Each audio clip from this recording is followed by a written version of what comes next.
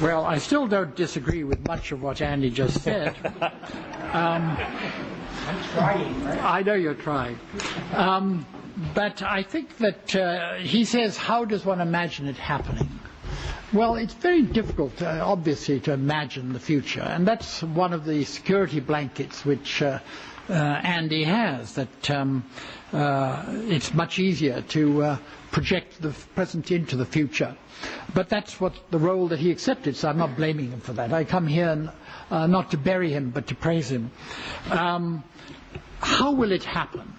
Well, Andy himself cited the case of 1989, where it was not just the students and their leaders, who we all know, many of whom are now in this country, leading a protest against the party. And it was people cheering them on, ordinary people cheering them on from the sidelines mainly, but still cheering them on, and from the street side. And as he said, 300 cities. I hadn't remembered that it was that many cities, but 300 cities. That is nationwide. That is nationwide. And did we think it would happen? If you'd said to a Peking University student, if you could interrupt his mahjong game in April, say, 12th, 1989, 3 days before Hu Yaobang, the former General Secretary, died, what will you do if Hu Yaobang dies tomorrow? Hu Yaobang? Wasn't he the General Secretary? I mean, he suffered. He was kicked out, I know, but why should we do anything if he dies? I mean, he had a good career. Isn't that enough? He's an old man, so he has to die. I don't believe that any student in any university in China would have dreamt that that single spark could have been the one that ignited other sparks and led to this nationwide demonstration of anger at inflation, but mostly at corruption. It wasn't, no one would try and suggest that it was, except for a few people, a nationwide effort to establish Jeffersonian democracy in China. But it was anger at the party. They knew what they didn't like and the way the party ruled. And they knew by then, even people who were not students, even people who had not been abroad, they knew by then, because of the opening up, that there were other ways and better ways to be ruled. They didn't know how to get there, but when they had the chance, they protested. So it is difficult. But we do have an example of how, out of the blue, for a reason that no one could have predicted in advance. I certainly didn't. I'm sure Andy didn't. None of us did. What's more important, no Chinese leader did. That out of some event, as indeed the 1911 revolution, which was the first Chinese revolution, took place as a result of a small fracas in central China, and suddenly the whole system fell to pieces because the undermining had taken place. The Confucian system had been thrust aside and the regime was ready to be upset. So I don't know any more than Andy does how it may happen. I must say that after the student affair, my thought was, if there's any more, it won't be students again. Why would they go on the streets to be killed, to be sent away from their universities, to lose their life chances?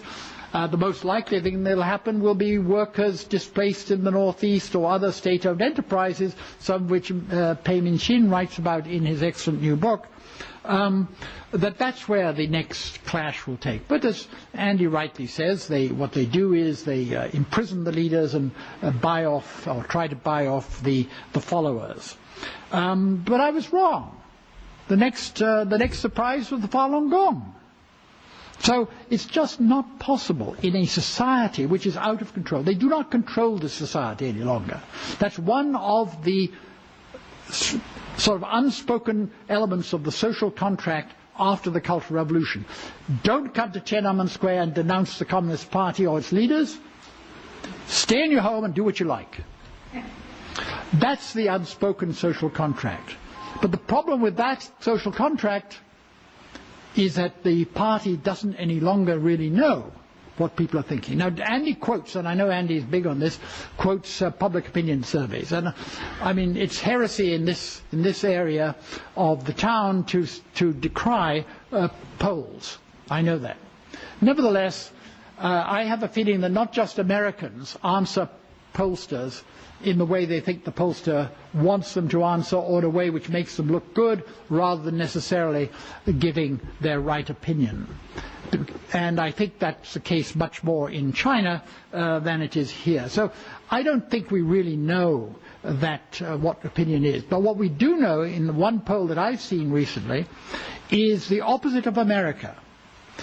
The citizens don't like their local congressman equivalent, but they do sort of think that the central government's okay.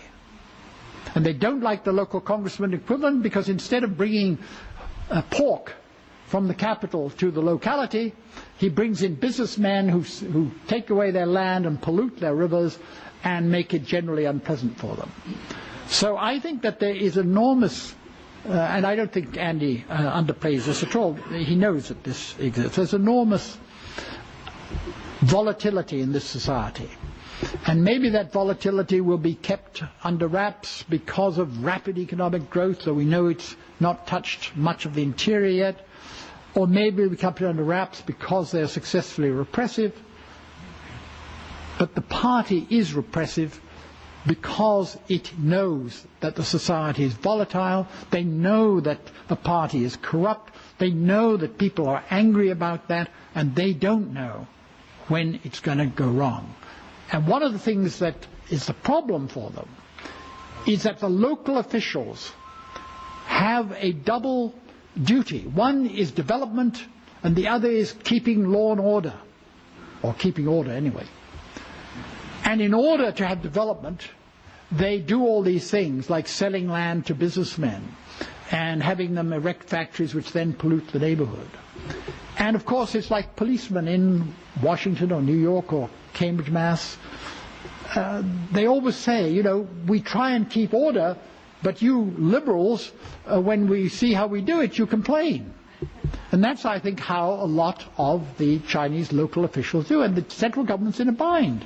Do they want them to keep order or not? Do they want them to develop or not? I have to stop. Thanks.